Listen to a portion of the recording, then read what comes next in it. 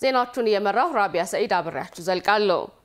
የአዳማ ከተማ የኮሪደር ልማት ከተማዋን ከማስዋብ ባለፈ የመዝናኛ ቦታዎችን ያካተተ በመሆኑ ለመዝናናት ምቹ ሁኔታ መፍጠሩን የኢትዮጵያ ዜና አገልግሎት ያነጋገራቸው የከተማዋ ነዋሪዎች ገለጹ።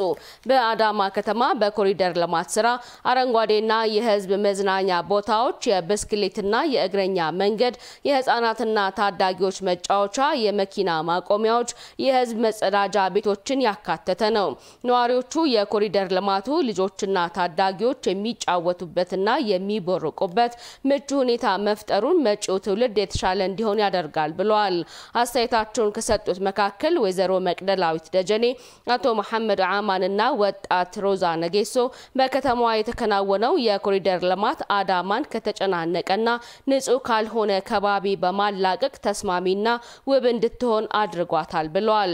በፊት የቆሻሻ መጣያ የነበሩ አካባቢዎች አሁን ገጽታቸው ሙሉ በሙሉ ተቀይሮ የስፖርት ማዘውተሪያና መዝናኛ ስፍራ ሆነው ስላገኙት መደሰታቸውን ገልጸዋል። ለተሽከርካሪም ሆነ ለእግረኛ ምቾት የማይሰጡና ለአደጋ ሲያጋልጡ የነበሩ የከተማዋ ጠባብ መንገዶችም ደረጃቸውን በሚመጥን መልኩ ሰፋ ብለው መሰራታቸው፣ የአረንጓዴ ፓርክ የእግረኛና የብስክሌት መንገድ ማካተታቸው ደግሞ በቀንም ሆነ በምሽት ከቤተሰብ ጋር የእግር ጉዞ ለማድረግ ምቹ ሁኔታን ፈጥሮልናል ሲሉ ነው የገለጹት።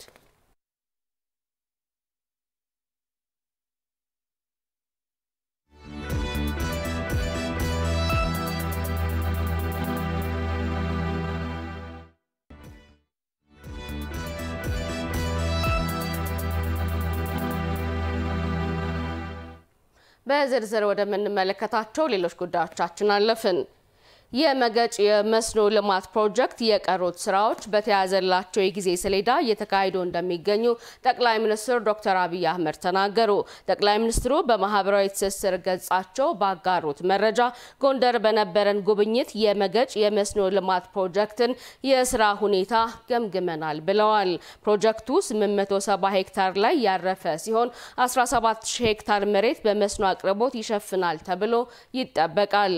የፕሮጀክቱ ቁልፍ የሆነውን የወንዝ ቅልበሳ ስራ በተሳካ መልኩም ተጠናቋል። የቀሩት ስራዎችን በተያዘላቸው የጊዜ ሰሌዳ እየተካሄዱ ይገኛሉ።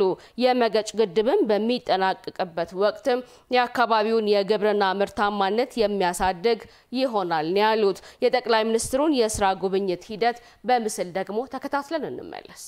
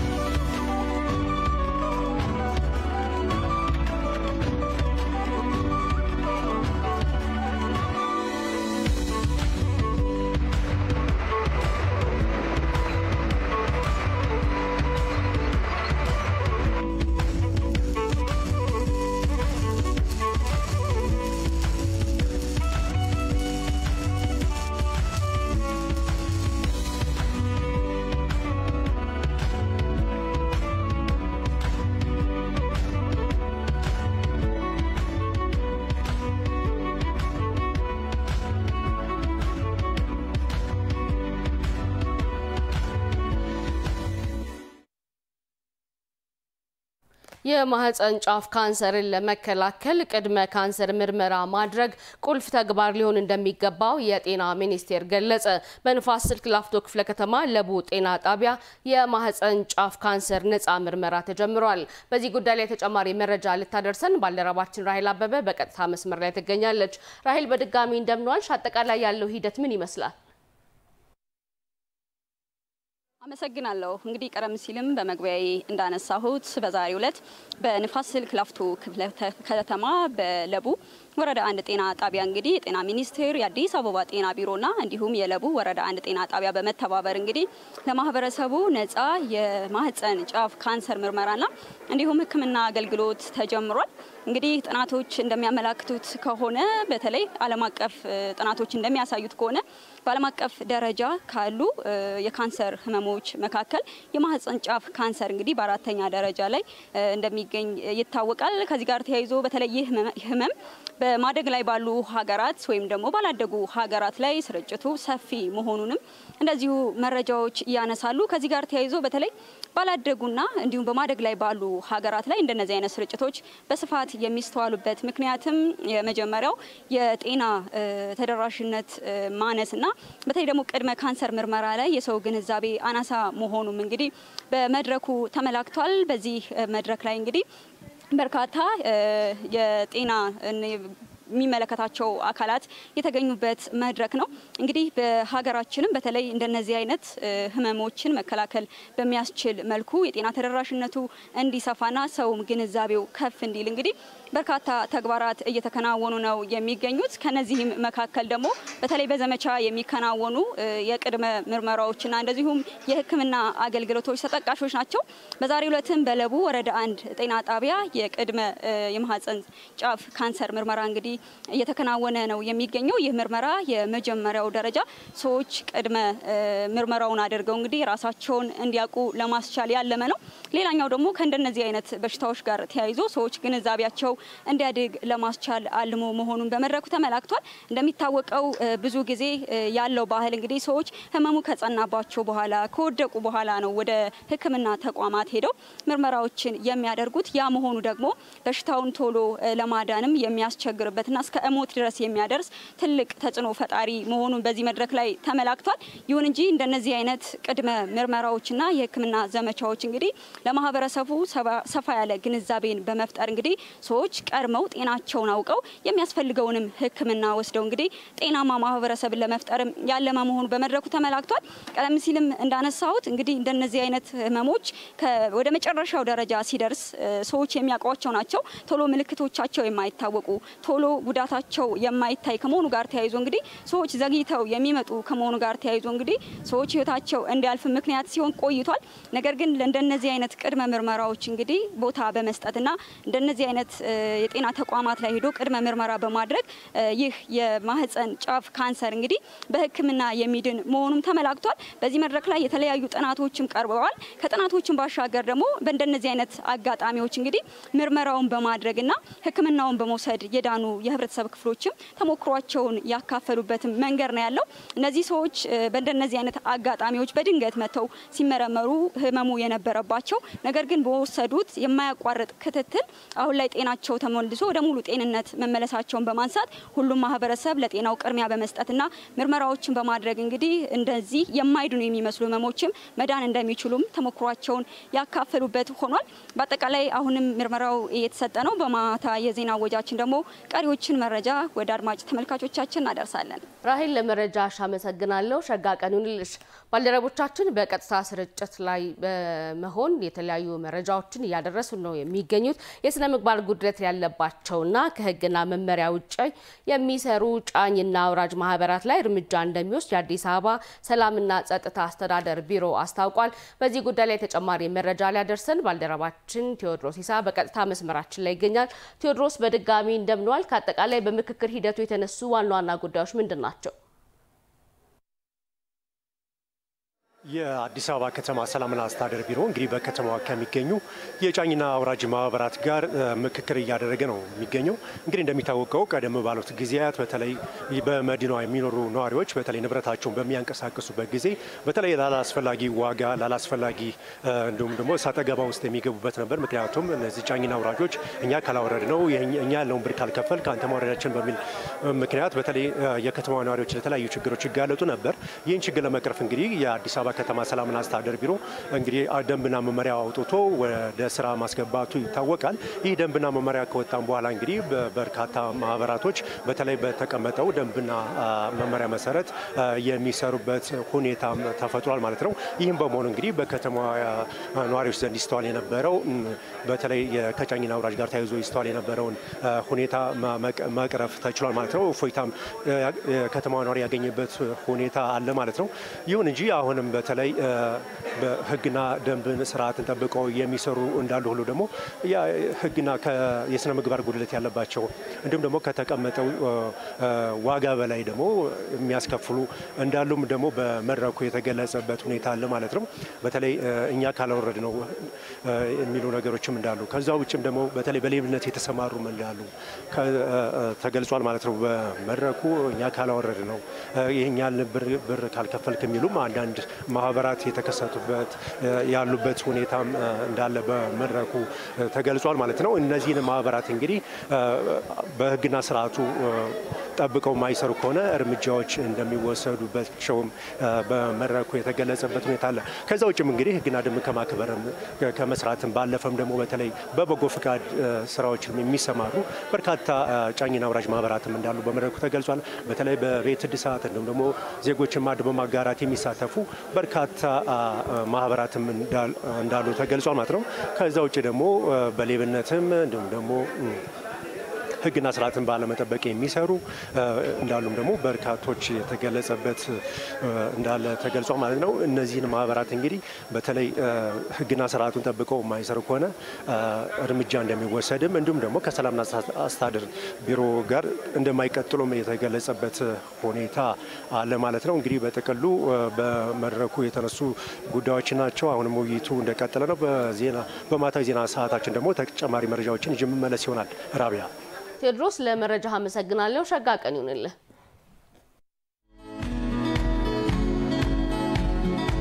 መጀመሪያ ኢትዮጵያን የቀይ ባህር አክሰስ ያሳጣው ውሳኔ ማን ወሰነው? ካቢኔው ይሆናል ብለን የካቢኔውን ዶክመንት ብናገላብጥ የለም፣ ካቢኔው አያውቀውም። አይ የለም ምክር ቤት ይሆናል የወሰነው ብለን ብንወስን ምክር ቤቱም አልነበረ፣ ምክር ቤት አያውቀውም ውሳኔው።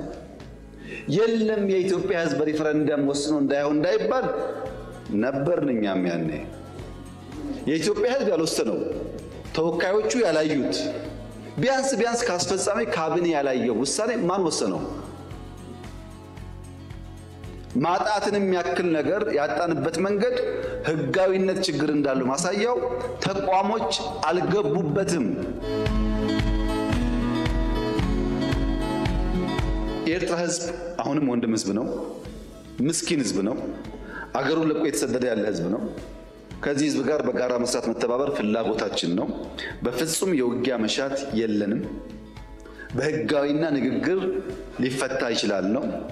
ለብዙ ሀገራት በተናጠል ተናገር ያለው ምክር ቤት መስራት ከፈለገ ግን ለአሜሪካ፣ ለቻይና፣ ለራሻ፣ ለአውሮፓ፣ ለአፍሪካ አሁን በተከበረው ምክር ቤት መግለጽ የፈለገው ነገር የኢትዮጵያ የቀይ ባህር አክሰስ ጉዳይ አይቀሬ ስለሆነ ቅድሚያ የሚሰጠው ሰላምና ንግግር ስለሆነ እባካችሁን ሸምግሉንና መፍትሄ አምጡልን። ይሄው ጥያቄያችን እኛ ህጋዊ ባልሆነ መንገድ ያጣነው ጉዳይ ማን ወሰነው ብሎ መጠየቅ ግን ከማንም ህሊና ካለው ሰው የሚጠበቅ ይመስለኛል።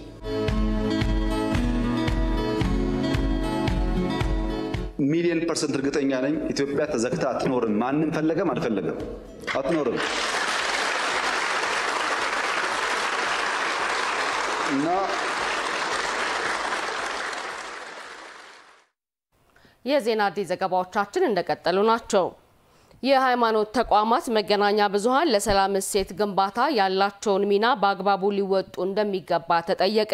የአዲስ አበባ ከተማ ሰላምና ጸጥታ አስተዳደር ቢሮ ከአዲስ አበባ ከተማ ኮሚዩኒኬሽን ቢሮና ከአዲስ አበባ የሃይማኖት ተቋማት ጉባኤ ጋር በመተባበር ከሃይማኖት ተቋማት መገናኛ ብዙሃን አመራሮችና ባለሙያዎች ጋር ውይይት አካሂዷል።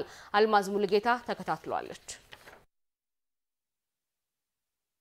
የሃይማኖት ተቋማት እሴት ግንባታን አስመልክቶ ለሃይማኖት ሚዲያ ተቋማትና ለማህበራዊ ሚዲያ አንቂዎች የግንዛቤ ማስጨበጫ መድረክን የአዲስ አበባ ከተማ ሰላምና ጸጥታ አስተዳደር ቢሮ ከአዲስ አበባ ከተማ ኮሚኒኬሽን ቢሮና ከአዲስ አበባ ሃይማኖት ተቋማት ጉባኤ ጋር በመተባበር አካሂደዋል። የአዲስ አበባ ሃይማኖት ጉባኤ ዋና ጸሐፊ መጋቢ ታምራት አበጋዝ እንደተናገሩት የሃይማኖት ተቋማት ሚዲያዎች ከተቋቋሙበት ዓላማ አኳያ የማህበረሰቡን እሴት ሃይማኖትና ባህል በጠበቀ መልኩ ትክክለኛ መረጃን ማሰራጨት ለሰላም እሴት ግንባታ በጋራ ተቀናይቶ በመስራት ሀገራዊ ኃላፊነትን መወጣት እንደሚገባ አስገንዝበዋል።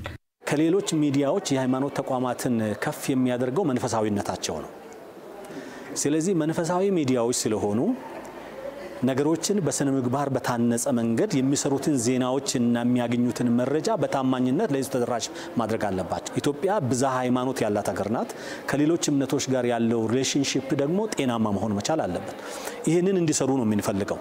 የመጀመሪያው ሚዲያ ሰላማዊ መሆን አለበት። ከዛ ቀጥሎ ሰላምን ነው መስበክ መቻል አለበት። የአዲስ አበባ ከተማ ሰላምና ጸጥታ አስተዳደር ቢሮ ምክትል ኃላፊ አቶ ብርሃኑ ረታ በበኩላቸው የሃይማኖት ተቋማት መገናኛ ብዙሃኖች ሀገር በቀል የሰላምና የመቻቻል እሴቶችን ለትውልድ ግንባታና ለፈጣን ልማታዊ እድገት በመጠቀም አበርክቷቸው ሊወጡ ይገባል ብለዋል። የሃይማኖት ተቋማት ሚዲያዎች በዋናነት የተቋቋሙበት ዓላማ እንደተጠበቀ ሆኖ የሚሰሩለት ዓላማ እንዳለ ሆኖ በሰላም ላይ፣ በመቻቻል ላይ፣ በአብሮነት ላይ ሁሉም ኢትዮጵያውያን አብረን በጋራ ተጋምደን የኖርን ህዝቦች በመሆናችን እርስ በርሳችን በመቻቻል በሂደቱ ደግሞ ለሰላም ዋጋ የሚሰጥ ማህበረሰብ ሆኖ እንዲቀጥል እዚህም እዛም የሚያጋጥሙ ችግሮች ሲኖሩ ደግሞ ችግሮችን ሳይባባሱ በምክክር በውይይት የመፍታት ባህላችን እየጎለበተ እያደገ እንዲሄድ የማድረግ ጉዳይ ላይ ሚናቸውን እንዲወጡ ማስቻል ነው። ከለውጡ በኋላ መንግስት ለመገናኛ ብዙሃን ነጻነትን በመስጠቱ የመገናኛ ብዙሃን እየተስፋፋ መምጣታቸውን የተናገሩት የአዲስ አበባ ከተማ ኮሚኒኬሽን ቢሮ ምክትል ኃላፊ አቶ ዘውዱ ከበደ መገናኛ ብዙሃን የሌላኛውን እምነት አክብረውና በሀገራዊ ኃላፊነት መንፈስ አንድነትን የሚሰብኩ ዘገባዎችን ሊሰሩ እንደሚገባ ተናግረዋል። ሁሉም እምነቶች እኩል ናቸው። አንደኛው ከአንደኛው የሚበልጥ አይደለም። አንደኛው ላይ ጣት የሚቀሳሰርበት ሁኔታ እንዳይኖር የማድረግ ስራ ይሰራል። አንደኛውና ትልቁ ግብ እሱ ነው።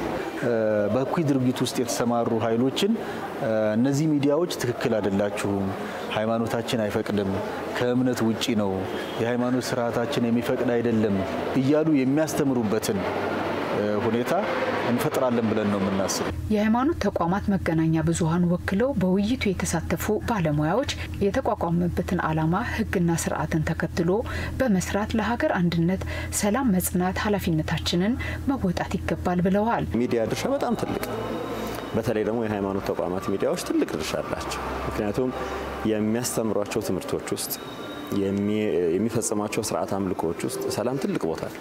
ያ በሃይማኖትም ውስጥ የሚያስከብር ነው፣ በማህበረሰብ ውስጥ ትልቅ ዋጋ ያለው ነውና ምን ሰራው ደግሞ ሁሉ ጊዜ መቼም አንድነት ኃይል ነው ይባላል። በጋራ ያለው ነገር የጋራ ውጤት ለማምጣት እድል ይፈጥራል። ስለዚህ እውነታዎችን ያሉትን ነገሮች በሚገባ ተረድቶ ለዚያ የሚጠበቅብንን ለማድረግ ተስፋ ሰጪ ጅምር ነው ብዬ አምናለሁ። የሃይማኖት ተቋማት ሚዲያዎች ዋንኛ ተልኳቸው በማህበረሰቡ ዘንድ ሰላምን ማጽናት ነው፣ ሰላምን መስበክ ነው፣ ሰላምን ማስታወስ ነው፣ የህዝቦችን ግንኙነትና አንድነት ማጠናከር ነው። እንደዚህ አይነት መድረኮች ደግሞ ከዚህ በፊት የነበራቸውን እሴት ይሰሩበት የነበረውን አቋም የማጠናከር የማስታወስ በዚህ ጉዳይ ላይ የበለጠ ጠንክረው እንዲሰሩ ማድረግ ላይ ትልቅ አስተዋጽኦ አለው። እኛ እንደ ሃይማኖት ተቋማት ብዙ ተከታዮች ስላሉ እኛ የምንጠቀምባቸው የተለያዩ የሶሻል ሚዲያ ፕላትፎርሞች ሬዲዮ ቴሌቪዥንንም ጨምሮ ስለ ሰላም ከሰበክን ሁሉም የሀገራችን ህዝቦች በዚህ ላይ ይረባረባል ይሰራል ብዬ አስባለሁ። ስለዚህ እንደ እምነት ተቋማት ስለ ሰላም መስበክ ስለ ሰላም መስራት ስለ ሰላም የተለያዩ አርቲክሎችን ፕሮግራሞችን ዶክመንተሪ ለመስራት ከትላንት የበለጠ እንዘረጋለን ብዬ አስባለሁ። የውይይት መድረኩ ለሀገር ሰላምና አንድነት ተቀናይቶ የመስራት ባህል እንዲጎለብት እድል የፈጠረ መሆኑን ተመላክቷል። የክፍለ ከተማው ነዋሪዎች ለሚያነሱት የልማትና የመልካም አስተዳደር ጥያቄዎች አፋጣኝ ምላሽ እንደሚሰጥ የጉለሌ ክፍለ ከተማ አስተዳደር አስታወቀ። ክፍለ ከተማው ከነዋሪዎች ጋር የእንጠያየቅ መድረክም አካሂዷል። ተባረክ ኢሳያስ ተከታትሏለች። በአዲስ አበባ ከተማ ህብረተሰቡ ለሚያነሳቸው የልማትና የመልካም አስተዳደር ጥያቄዎች ፈጣን ምላሽ ለመስጠት የሚያስችሉ የእንጠያየቅ መድረኮች እየተካሄዱ ይገኛል። የጉለሌ ክፍለ ከተማም ከክፍለ ከተማው ነዋሪዎች ጋር አመራሮች በተገኙበት የእንጠያየቅ መድረክ አካሂዷል። ከዚህ በፊት ሲያነሷቸው የነበሩ ጥያቄዎች ምላሽ ማግኘታቸውን የገለጹት የውይይቱ ተሳታፊዎች አሁንም ከመልካም አስተዳደር ጉድለት ጋር የተያያዙ ቅሬታዎችና የአገልግሎት አሰጣጥ ክፍተቶች መኖራቸውን አንስተዋል። በመድረኩ ከተነሱ ጥያቄዎች መካከል የጤና መድን ተጠቃሚዎች የገጠማቸው ያለው አገልግሎት ይጠቀሳል። ከነዋሪዎቹ ለተነሳው ጥያቄም ምላሽ ተሰጥቷል። መድኃኒት ለመግዛት ወደ ከነማ በሄድኩ ሰዓት ያው የጤና መድኑን ካሳየዋቸው መድኃኒት የለም እንደሚሉኝ ስለማቅ የጤና መድኑን ከኋላ ኪስ ያርጌ መድኃኒቱን በወረቀት አሳየዋቸው። ከዛ በኋላ መድኃኒት አለ ብሎኝ መድኃኒት አሳዩኝ። ከዛ በኋላ ሊሰጠኝ ሂሳብ እንደዚህ ሲል አይ የጤና መድን አለኝ ብዬም የጤና መድን አሳየዋቸው። አይ ይሄ መድኃኒት እሱ አይደለም ብሎ መድኃኒቱን መልሶብኛል። ይሄ ነገር በጤና በኩል እንዲታያል። ከነማ ፋርማሲ በደንብ ሊፈተሽ ይገባዋል። ምክንያቱም መድኃኒቱ እያለ የለም ነው። መጀመሪያ የጤና መድን ደብተር ከታየ መድኃኒት የለም። አካባቢያችን ላይ የጤና እክል ሲገጥም ምን አይነት መድኃኒት አቅርቦት ላይ እጥረት አለ የሚለው መነሻ በማድረግ የኮሚኒቲ ፋርማሲዎቻችን በተለየ መልኩ ለጤና መድን አባላት አገልግሎት ለመስጠት መድኃኒቶችን በስፋት ይዘው እየሰሩ ነው ያለው። አልፎ አልፎ ከነማ አካባቢ ለከፋይ እና ለጤና መድን ካርድ ልዩነቶች አሉ በሚል የቀረበውን ወስደን የምናረምበትና በጋራ የምንሰራበት ሁኔታ ለመፍጠር የምንችልበት አግባብ እንዳለ እንዲወሰድ ፈልጌ ነው። ከመስሪያ ቦታ ጋር ተያይዞ ችግር እየገጠማቸው እንደሚገኝ ያነሱት የክፍለ ከተማው ነዋሪዎች በክፍለ ከተማው የሚገኙ ሰነድ አልባ ግለሰቦችም የመልካም አስተዳደር ጥያቄያቸው ምላሽ እንዲያገኝ ጠይቀዋል። ለረጅም ዓመታት የተለያዩ ጥያቄዎችን ጠይቀናል። መስሪያ ቦታ ጠይቀናል። መደራጀት ላይም ተካተናል። እዚህ ዘርፍ ላይ አሁን ለሶስት ተብሎ ሼድ የሚሰጥበት የተባለው ነገር ራሱ በጣም ብዙ ወጣቶችን እያጋጨ ያለ ነገር ነው። የመስሪያ ቦታው ለሶስት ባጽኖት ብታዩት ደስ ይለኛል። መሬት የሚዘጋጀው በከተማ ደረጃ ነው። በእኛ በኩል ደግሞ ፕሮሰስ ተደርጎ የግድ እነዛ ኤክስ ዋይ ኮኦርዲኔቶቹ ተወስደው መረጃዎች ተሰብስበው ወደ ላይ ተልከዋል። እነዛ አፕሩቭ ተደርጎ ሲመጡ በእኛ በኩል የሚፈጸም ይሆናል ማለት ነው። ደን እሱኛው ወደ ላይ ተልኳል። በዛ ምላሽ የሚያገኝ ይሆናል። ልጆቻችን መታወቂያ ተከልክለናል። ወጣቶቻችን እንዴት የስራ እድል ይፈጠርላቸው? መታወቂያ ተብለዋል። እኛ ወላጆች ለማውጣት እድሉን አላገኘንም። ምክንያቱም ከሰነድ አልባ ጋር የተያያዘ ነው። ክልከላ ሳይሆን የተቀመጠው በግልጽኝነት እንዲያዝበት እንፈልገው ከ20 ሰው ካለፈ በአንድ ቤት ውስጥ የሚኖረው የነዋሪ ብዛት ከ20 ሰው በላይ ከሆነ ፍቃዱ የሚሰጠው በክፍለ ከተማ ነው። ስለዚህ ደብዳቤ ከወረዳ ይጻፋል። ከክፍለ ከተማ የነዋሪው ቅጽ ታይቶ የሚፈቀድበት አግባብ እንዳለ ግልጽ እንዲሆን ነው። ስለዚህ በዚህ ምክንያት ከስራ እድል ከተለያየ አገልግሎት ውጪ የሚሆን የትኛውም ዜጋ እንደሌለ ታሳቢ እንዲደረግ እንዲያዝ ነው። በእንጠያየቅ መድረኩ የተነሱ ጥያቄዎችን ለመመለስና ለመፍታት በትኩረት እንደሚሰራ የተናገሩት ደግሞ የጉለሌ ክፍለ ከተማ የፐብሊክ ሰርቪስ የሰው ሀብት ልማት ጽሕፈት ቤት ኃላፊ አቶ ድሪባ ታደሰ ናቸው። የጠየቃችሁን ጥያቄ አንድ ባንድ ሳናንኳስስ የተፈታውን ይሄን ፈተናል። ያልፈታናቸውንና ጊዜ የሚፈልጉ ጥያቄዎችን ደግሞ ጊዜ ስለሚያስፈልገን የእቅዳችን አካል አድርገን ቀጣይ ፈተን ለእናንተ ግልጽ የምናደርግበትን ሁኔታ ለመፍጠር ጥረት እናደርጋለን። የእንጠያየቅ መድረኩ ማገልገል ክብር ነው በሚል መሪ ሐሳብ በየሩብ ዓመቱ በፐብሊክ ሰርቪስ እና የሰው ሀብት ልማት ጽፈት ቤት በኮሚኒኬሽን ጽፈት ቤትና የመልካም አስተዳደር ቅሬታና ቤቱታ ጽፈት ቤት የሚዘጋጅ ነው። ከዓለም ሶስተኛዋ የዲፕሎማት ከተማ የአፍሪካ ህብረት መቀመጫ የሆነችው አዲስ አበባ ይህንኑ የሚመጥኑ ስራዎችን እየሰራች ትገኛለች። መዲናዋ ከቅርብ ጊዜ ወዲህ ያከናወነችው ባለው የቱሪዝም መሰረተ ልማትም ለጉብኝትና ለኮንፈረንስ ቱሪዝም ተመራጭ እያደረጋት መጥቷል። ለመሆኑ ባለፉት ዓመታት የተሰሩ የቱሪዝም መሰረተ ልማቶች ምን ይመስላል ሲል ባልደረባችን መሐመድ ኑር አሊ ተከታዩን ዘገባ አጠናቅሯል።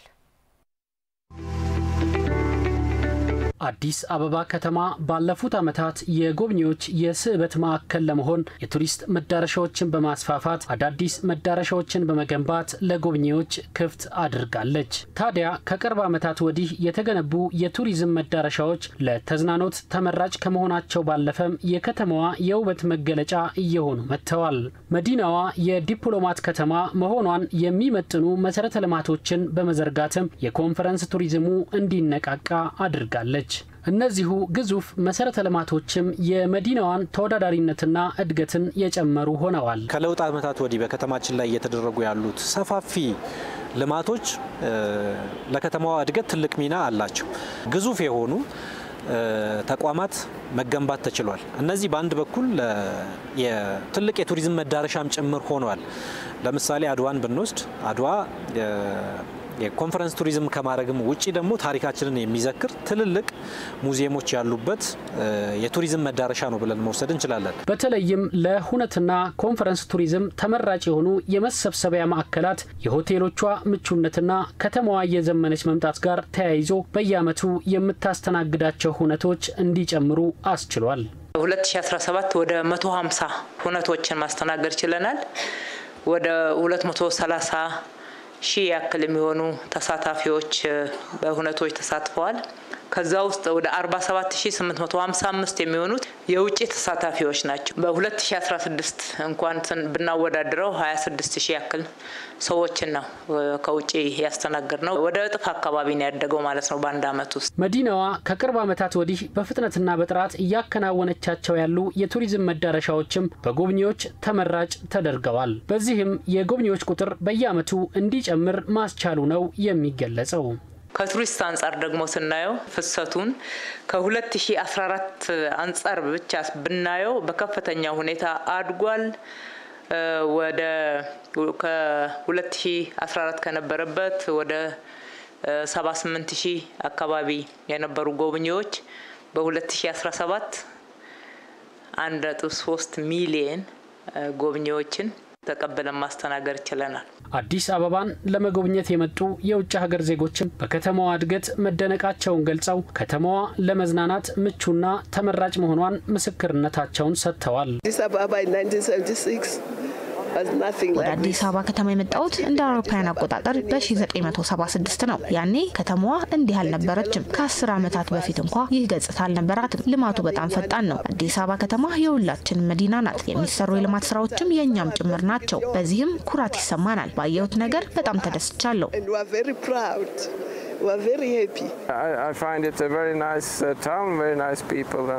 በጣም ጥሩ ከተማ ሆና ነው ያገኘኋት። ህዝቡም በጣም ጥሩ ነው። አስደናቂ ህንጻዎችን ተመልክቻለሁ። ከባልደረቦች ጋር በመሆን ሆስፒታል ውስጥ ለምንሰራው ስራ ከ2018 ዓመተ ምህረት ወዲህ በተለያየ ጊዜ ወደ አዲስ አበባ መጥቻለሁ። እናም ከተማዋ በየጊዜው ለውጦችን እያስመዘገበች ነው። ከባለፈው ዓመት ጋር ሳነጻጽር እንኳ ትልቅ ለውጥ አይቻለሁ። በርካታ አዳዲስ ህንጻዎችንም ተመልክቻለሁ። compared to this year, so a lot of new buildings. I think it's a very nice town, and I haven't been here for 3 years now, so I was very surprised when I saw this, and it's very. በጣም ጥሩ ከተማ ነች። ከ3 ዓመት ወዲህ በየዓመቱ መጥቻለሁ። እናም ይህንን ስመለከት ተገርሜያለሁ። የቻይና አፍሪካ የዲጂታል ኢኮኖሚ ትብብር የአህጉሪቷን እድገት በማሳለጥ ለዜጎች ተጠቃሚነት መሰረት እየጣለ መሆኑን በተባበሩት መንግስታት ድርጅት የአፍሪካ ኢኮኖሚክ ኮሚሽን ገለጸ። ቻይና ለአፍሪካ ኢንዱስትሪ ለአረንጓዴና ዘላቂ ልማት ድጋፍ ታደርጋለች በሚል መሪ ሀሳብ በቻይና የአፍሪካ ህብረት ተልእኮ የውይይትና የጥናት እንዲሁም ትብብር ማዕከልና በፐልስ ኦፍ አፍሪካ ሚዲያ ትብብር የውይይት መድረክ በአዲስ አበባ ተካሂዷል። የሸዋስዋለ የኢትዮጵያ ዜና አገልግሎትን ዘገባ ያቀርበዋል።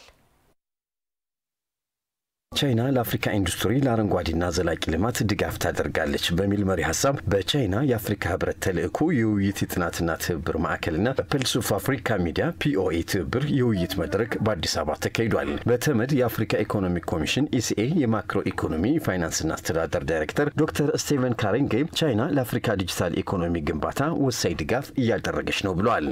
የቻይና አፍሪካ የኢንዱስትሪና ዲጂታላይዜሽን ልማት ትብብር ለአህጉሪቷ ምጣኔ ሀብታዊ እድገት መሳለጥ ጉልህ አስተዋጽኦ እያበረከተ መሆኑንም አስረድቷል። በቀጣይም የአፍሪካን የዲጂታል ኢኮኖሚ ግንባታ ለማሳለጥ ቻይና በኃይል አቅርቦት በመሰረተ ልማት ግንባታና በሰው ሀብት ልማት የምታደርገውን ድጋፍ ተጠናክሮ እንዲቀጥል ጠይቀዋል።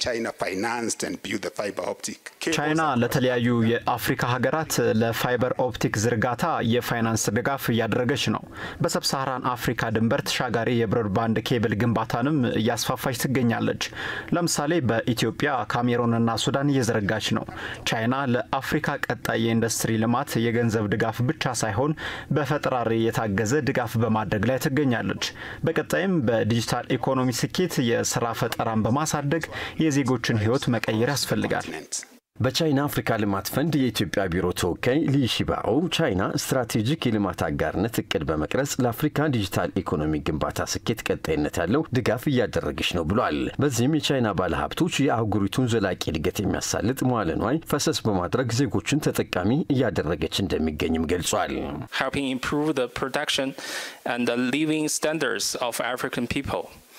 Investment በአፍሪካ ምርትና ምርታማነት እንዲጨምር እንዲሁም የዜጎች የኑሮ ሁኔታ እንዲሻሻል ድጋፍ እያደረግን ነው። የቻይና ባለሀብቶች በአፍሪካ በታዳሽ ኃይልና በአቅም ግንባታ ስራዎች ላይ መዋለ ንዋያቸውን እያፈሰሱ ነው። የቻይና ስራ ፈጣሪዎች በአፍሪካ በሶፍትዌርና በኤሌክትሮኒክስ ኢንዱስትሪ ላይ በአገር ውስጥ ምርትና የገበያ ሰንሰለት እንዲሁም የቴክኒክ ስልጠናና የኢንዱስትሪ ትስስርና የአረንጓዴ ልማት ላይ ተሳትፏቸው ጨምሯል። Industrial chain development, enhancing Africa's digitalization level and the capacity for the digital and the green development. በቻይና የኢንፎርሜሽን ኮሚኒኬሽን ቴክኖሎጂ አካዳሚ የደህንነት ጥናት ኢንስቲትዩት ምክትል ዳይሬክተር ሊዩ ዩኢ የቻይና አፍሪካ የዲጂታል ኢኮኖሚ ትብብር በስኬታማ ምዕራፍ ላይ ይገኛል ብለዋል። የቻይና አፍሪካ የዲጂታል ስነ ምህዳር ግንባታ ትብብርም በሁሉም የኢኮኖሚ መስክ የአህጉሪቱን እድገት ለማስቀጠል መሰረት መሆኑን ገልጿል።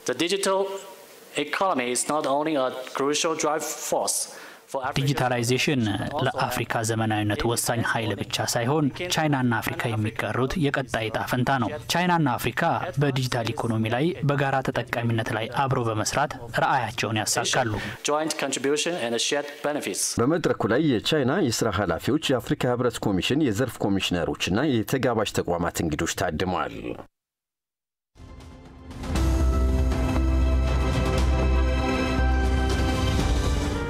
አዲስ አበባችን ባለፉት 7 የለውጥ ዓመታት በማያባራ ሁለንተናዊ ትራንስፎርሜሽን ፈጣን ባቡር ላይ ተሳፍራ በፍጥነት ስትሮጥ ኪነ ጥበብን አልዘነጋችም። ያደፉ የጎሰቆሉ ደህንነታችንን አፍ አውጥተው የሚመሰክሩ መንደሮቿ ላፍንጫ የሚከብዱ የተበከሉ ወንዞቿን እያከመች ለነዋሪዎቿ የተሻለ ዘመናዊ ጤናማ መኖሪያ ቤት የመኖሪያ አካባቢና ዘመናዊ ያናኗር ዘይቤን እየፈጠረች ለኪነ ጥበብም ምቹ ሁኔታን እየገነባች ትገኛለች።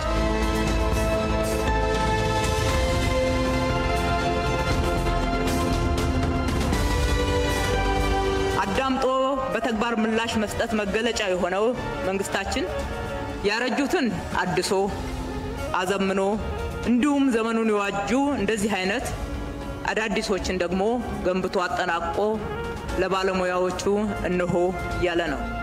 ባለፉት የለውጥ ዓመታት አዲስ አበባ ላይ የተገነቡ ቲያትር ቤቶችን ብናነሳ በቁጥር ወደ 9 ይደርሳሉ። እነርሱም በአድዋ ድል መታሰቢያ ጋሻና አድዋ ሲኒማ፣ ሰንጋተራ ሲኒማ ኮምፕሌክስ ውስጥ በተመሳሳይ 2 በሳይንስ ሙዚየም እንጦጦ ፓርክ አርት ጋለሪ የህፃናትና ወጣቶች ቲያትርን የሚያካትት ነው። የታደሱትንም ለአብነት ለመጥቀስ ያክል የአዲስ አበባ ባህልና ቲያትር አዳራሽ፣ ሀገር ፍቅር ቲያትር ቤት፣ ሲኒማ ኢትዮጵያ፣ ሲኒማ አምፔር፣ ብሔራዊ ቲያትር፣ የጣይቱ ጥበብ ማዕከል፣ ሜጋ አምፊ ቲያትር ወዘተ ጥንታዊ ታሪካቸውን ጠብቀው እንዲታደሱ ተደርጓል።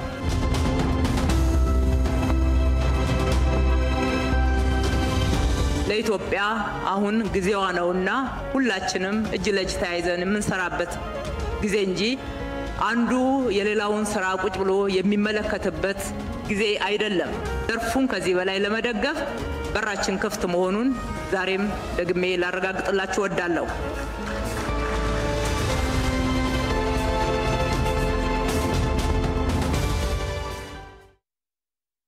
አዲስ ሚዲያ ኔትወርክ ላይ ትገኛላችሁ ተመልካቾቻችን። የዜና አዲስ ዘገባዎቻችንም ቀጥለዋል። በማህበር ተደራጅተው እንጉዳይ በማምረታቸው ተጠቃሚ መሆናቸውን በዘርፉ የተሰማሩ ማህበራት ተናገሩ።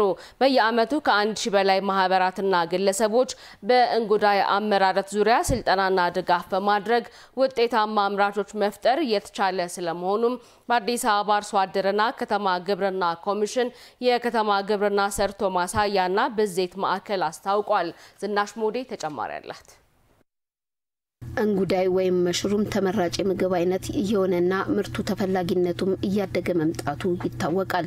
እንጉዳይ በትንሽ ቦታና በቀላል ካፒታል የሚመረት ነገር ግን ከፍተኛ ገቢ የሚያስገኝ ምርት ሆኗል።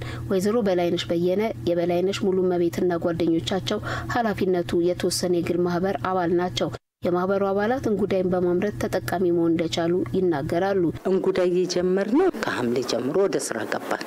ከዛ ጊዜ ጀምሮም እየሰራንም በትንሽ ቦታ ላይ ብዙ ምርትም እንደሚገኝ ዛሬ ለገበያ ማውለን ተጠቃሚም ሆነናል። የእንጉዳይ ምርት በአንድ ወር ጊዜ ውስጥ የሚደርስና ምርቱን በተመጣጣኝ ዋጋ ለህብረተሰቡ ያቀርቡ ስለመሆናቸው የማህበሩ አባል ትግስት ታደሰ ትናገራለች። ለገበያ የሚቀርቡ ናቸው እነዚህ ማለት ነው። እኛ በኪሎ የምንሸጠው በጣም ርካሽ ነው። እኛ የምንሸጠው 300 ብር ነው።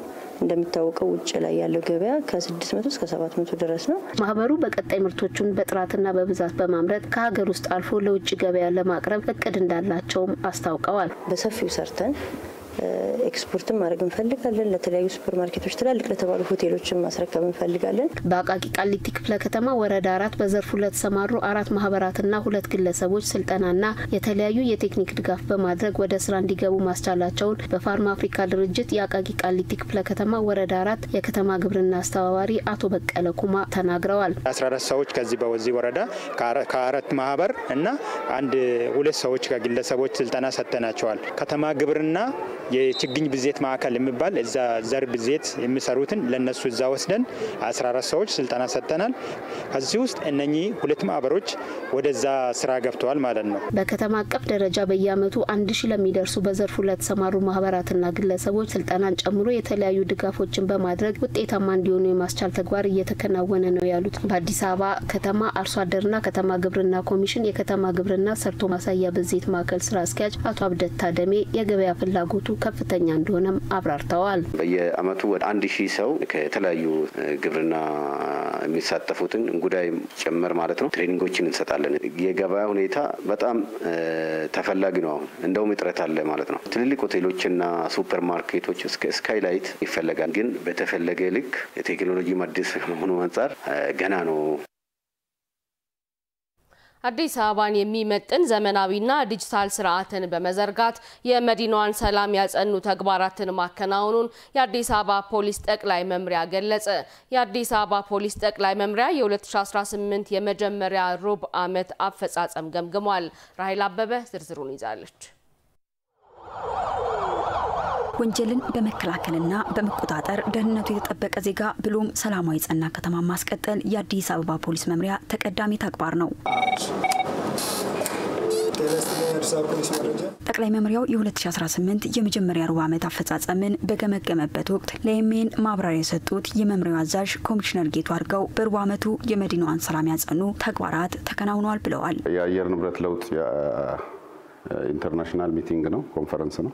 ኮንቬንሽን ሴንተር በዚህ ውስጥ ወደ 25000 እንግዶች መጥተዋል ከተሞቻችን ሌሎችም የአፍሪካ ካሪቢያን የጋራ ጉባኤ ነበረ አፍሪካ ህብረት አካባቢ በኮንቬንሽን ሴንተር በማዕከላትም የተደረጉ ስብሰባዎችን ጨምሮ እንደዚህም እሬቻ ነበረ በርካታ ሚሊዮኖች የታደሙበት የመስቀል በዓል ነበር አዲስ ዓመት ነበር የጳጉሜ ቀናት ነበር የህዳሴ ግድብን ተከትሎ የተደረገ የአደባባይ ሰልፍ ነበር እነዚህ በሙሉ በቅድመ ዝግጅት ቀድመን በወንጀል መከላከሉ አጠቃላይ ህዝብ ያሳተፈ እነዚህ ሰላማዊ ሆነው እንዲጠናቀቁ ይሄ መነሻ አድርገን እነዚህ በዓላት አንዱ የሩብ ዓመቱ ስኬት ነው ብለን የምናስበው መምሪያው መዲናዋን የሚመጥን የጸጥታ ስራ ለማከናወን የሚያስችል የአሰራር ስርዓትን በመዘርጋትና ቴክኖሎጂን በማመጽጸግ አገልግሎቱን ተደራሽ ለማድረግ ስለመስራቱም አንስተዋል ከተማ ውስጥ ያለውን የወንጀል መከላከል ስራ ይበልጥ ውጤታማ ለማድረግ ማኑዋሊ ምን መድበው የፖሊስ ኃይል እንደተጠበቀ ሆኖ በቴክኖሎጂ መቆጣጠር በሚያስችል ደረጃ በሁሉም ክፍለ ከተማ ህዝቡን አሳትፈን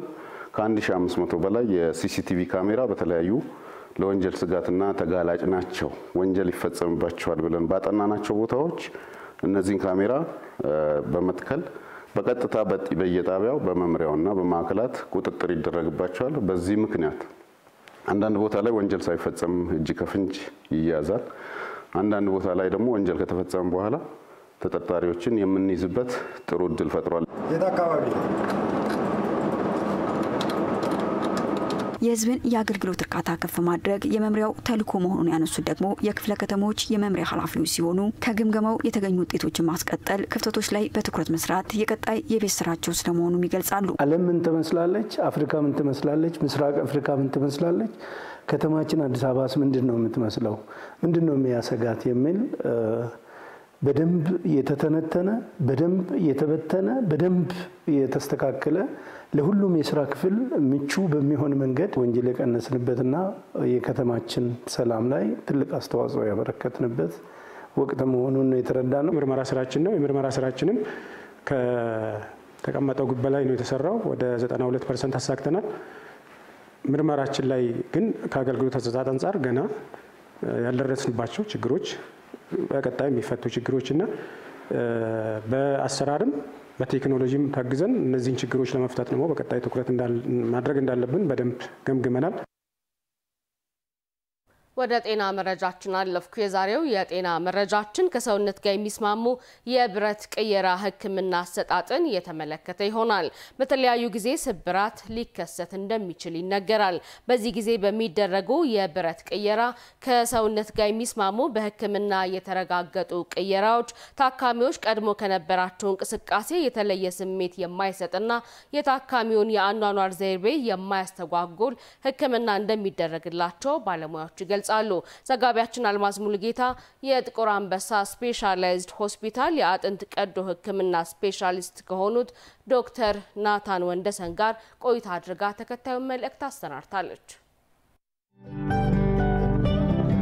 ዶክተር ናታን ወንደሰን ባላለው በጥቁር አንበሳ ሆስፒታል የአጥንት ቀዶ ህክምና ስፔሻሊስት የአጥንት ስብራት በሚያጋጥምበት ጊዜ አጥንት በተፈጥሮ ከተሰበረ በኋላ እንግዲህ ፈጣሪ ሲፈጥረን በመሃል ደም ይደማል ከዛ የደማው ደም የተለያዩ አይነት ህዋሶች አሉት ውስጡ የሚያመርቱት የተለያዩ ንጥረ ነገሮች አሉ እነዚህ ባለበት እስከተያዘ ድረስ ዲድን ያደርጉታል ስለዚህ በጥቂት ሳምንታት ውስጥ ህመሙ እየጠፋ ይሄዳል ከጥቂት ወራት በኋላ ደግሞ አጥንቱ ወደ ነበረው ጥንካሬ ይመለሳል ይሄ እንግዲህ ለሰው ልጆች ብቻ ሳይሆን ለሌሎች እንስሳትም ለምሳሌ በጎች ሲሰበሩ እረኞች ያው በእንጨት ይደግፉትና ዙሪያውን ያስሩታል ባለበት ይድናል አንዳንድ የስብራት አይነቶች ከዚህ የረቀቀ እና ከፍ ያለ ህክምናዎችን ይፈልጋሉ በዚህም ምክንያት ዘመናዊው ህክምና የተለያዩ አይነት በሰውነት ውስጥ የሚገቡ ብረቶች እና አጥንት ተስተካክሎ እንዲድን የሚያደርጉ የህክምና ቁሳቁሶችን ፈብርኳል አብሶ በአጥንት ህክምና ዓለም ውስጥ የተለያዩ አይነት ስብራቶች የአጥንት የተለያዩ የሚገቡ ብረቶች ያስፈልጓቸዋል ለምሳሌ መገጣጠሚያ ውስጥ የገባ ስብራት ሲኖርና ስብራቱ መገጣጠሚያውን እንዳይጎዳው የሚያገለግል መገጣጠሚያ እንዲሆን ሲፈለግ በቦታው ሳይስት ፐርፌክትሊ አላይን አድርጎ እንዲድን በብረት ይታሰራል አንዳንዴ ደግሞ ረጃጅም አጥንቶች ለምሳሌ የታፋ አጥንት ከጉልበት በታች ያለው ቲቢያ የሚባለው ጠንካራው አጥንት እንዲሁም ዳሌ አካባቢ የሚከሰቱ የተለያዩ ስብራቶች በሚኖሩ ጊዜ የተጎዳው ሰው ወደ እንቅስቃሴ ቶሎ እንዲመለስ በብረት ይታሰራል። እነዚህ ብረቶች ብዙውን ጊዜ ከታይቴኒየም፣ ከስቴንለስ ስቲል፣ ከኮባልት፣ ክሮሚየም ከመሳሰሉት ለጤና ምንም አይነት ጉዳት ከማያስከትሉ እንደዚሁም ደግሞ ሌላ አይነት ኬሚካል ሪአክሽን የማይሰሩ ከሰውነት ጋር የሚስማሙ ብረቶች ሜዲካል ግሬድ የሆኑ ወይንም ደግሞ ለሕክምና ሰው ውስጥ ለመኖር የሚስማሙ አይነት ብረቶች ይሰራና እነሱ አጥንቱን ባለበት አስተካክለው ይዙታል። የተሳሳቱ አስተሳሰቦች አሉ። ለምሳሌ የገባው ብረት ሊበሰብስ ይችላል ወይም ሊዝግ ይችላል የሚሉ ፍራቻዎች በማህበረሰቡ ዘንድ ይሰማሉ። ይሄ ልክ ያልሆነ አስተሳሰብ ነው። ሌላኛው ሁለተኛው ፍራቻ ምንድነው? ሊጮህ ይችላል ወይንም ደግሞ አለ አይደል ይሄ ኤርፖርቶች ውስጥ ወይም ይሄ በእጅ ተይዞ በጥበቃ አካባቢ ብረት አለና ሊጮህብኝ ይችላል የሚል ፍራቻዎች ናቸው። እኒ ሜዲካል ግሬድ ሰውነት ውስጥ የሚገቡ የቀድሞዎቹ የጥንቶቹ ካልሆኑ አሁን በዚህ ዘመን ያሉት ዘመናዊዎቹ ሜዲካል ግሬድ ብረቶች አይጮሁም። እንዲህ አይነት ፍራቻ የላቸውም። ማግኔቲክም አይደሉም። ስለዚህ ኤምአርአይ ለመሰራት ምን ለማለት አይከለክሉም። አብሶ የኦርቶፔዲክ ኢምፕላንቶች። ሌላኛው ፍራቻ ደግሞ ምንድነው? ቶሎ እንዲወጣላቸው መፈለግ ወይንም ደግሞ በቃ ካልወጣ ሰውነቴ ውስጥ የሆነ ነገር ይሆናል የሚል ፍራቻ ነው። ይሄም ፍራቻ እንዲወጣ ምክንያት የሚሆኑ አንዳንድ ጉዳዮች አሉ። ለምሳሌ የሚያድግ ህፃን ልጅ ከተወሰነ ጊዜ በኋላ አጥንቱ ስለሚያድግ ብረቱ ግን ባለበት ስለሚቀር ብረቱ መውጣት ይኖርበታል። እንደዚሁም ኢንፌክሽን ከፈጠረ ወይንም ደግሞ ኢንፌክሽን ያለበት ሰው ላይ እነዚህ ብረቶች ሊወጡ ይገባቸዋል።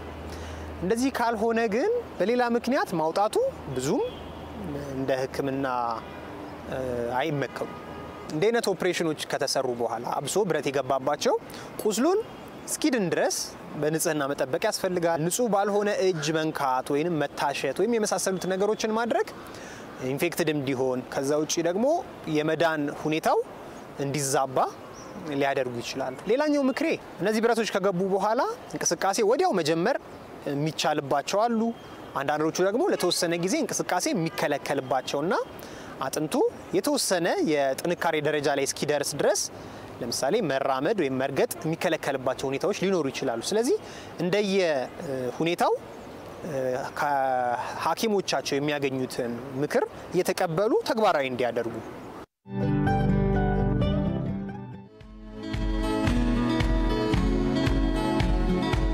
መጀመሪያ ኢትዮጵያን የቀይ ባህር አክሰስ ያሳጣው ውሳኔ ማን ወሰነው? ካቢኔው ይሆናል ብለን የካቢኔውን ዶክመንት ብናገላብጥ የለም፣ ካቢኔው አያውቀውም። አይ የለም ምክር ቤት ይሆናል የወሰነው ብለን ብንወስን ምክር ቤቱም አልነበረ፣ ምክር ቤት አያውቀውም ውሳኔው። የለም የኢትዮጵያ ሕዝብ በሪፈረንደም ወስኖ እንዳይሆን እንዳይባል ነበርን እኛም ያኔ። የኢትዮጵያ ሕዝብ ያልወሰነው ተወካዮቹ ያላዩት ቢያንስ ካስፈጻሚ ካቢኔ ያላየው ውሳኔ ማን ወሰነው? ማጣትንም ያክል ነገር ያጣንበት መንገድ ህጋዊነት ችግር እንዳለው ማሳያው ተቋሞች አልገቡበትም። የኤርትራ ህዝብ አሁንም ወንድም ህዝብ ነው፣ ምስኪን ህዝብ ነው፣ አገሩን ለቆ የተሰደደ ያለ ህዝብ ነው። ከዚህ ህዝብ ጋር በጋራ መስራት መተባበር ፍላጎታችን ነው። በፍጹም የውጊያ መሻት የለንም። በህጋዊና ንግግር ሊፈታ ይችላል ነው። ለብዙ ሀገራት በተናጠል ተናገር ያለው ምክር ቤት መስራት ከፈለገ ግን ለአሜሪካ፣ ለቻይና፣ ለራሻ፣ ለአውሮፓ፣ ለአፍሪካ አሁን በተከበረው ምክር ቤት መግለጽ የፈለገው ነገር የኢትዮጵያ የቀይ ባህር አክሰስ ጉዳይ አይቀሬ ስለሆነ ቅድሚያ የሚሰጠው ሰላምና ንግግር ስለሆነ እባካችሁን ሸምግሉንና መፍትሄ አምጡልን። ይሄው ጥያቄያችን እኛ ህጋዊ ባልሆነ መንገድ ያጣነው ጉዳይ ማን ወሰነው ብሎ መጠየቅ ግን ከማንም ሊና ካለው ሰው የሚጠበቅ ይመስለኛል።